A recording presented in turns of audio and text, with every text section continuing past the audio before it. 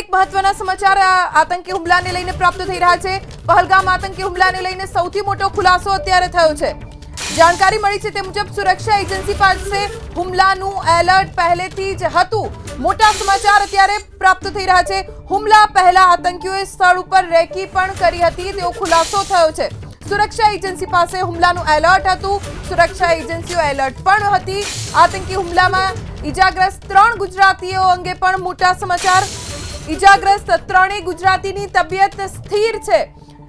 મોટી જાણકારી અત્યારે પ્રાપ્ત થઈ છે। પહલગામની હોસ્પિટલમાં 3 ગુજરાતીઓને સારવાર આપવામાં આવી રહી છે। હવે 3 ગુજરાતીઓને જીએમસી અનંતનાગ ખસેડાશે તેવી પણ વિગતો પ્રાપ્ત થઈ છે। 3 ગુજરાતીઓ જેમની તબિયત સ્થિર હોવાની વિગતો।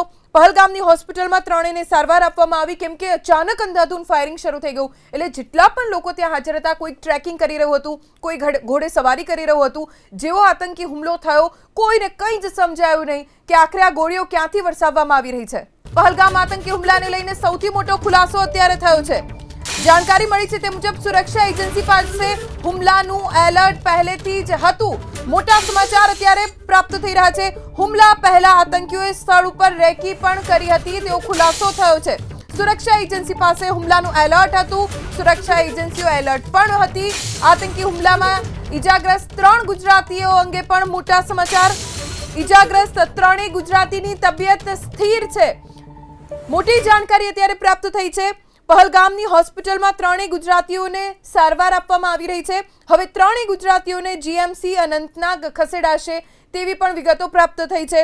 3 ગુજરાતીઓ જેમની તબિયત સ્થિર હોવાની વિગતો। પહલગામની હોસ્પિટલમાં 3ને સારવાર આપવામાં આવી કેમ કે અચાનક અંધાધૂંધ ફાયરિંગ શરૂ થઈ ગયું। એટલે જેટલા પણ લોકો ત્યાં હાજર હતા, કોઈ ટ્રેકિંગ કરી રહ્યું હતું, કોઈ ઘોડે સવારી કરી રહ્યું હતું।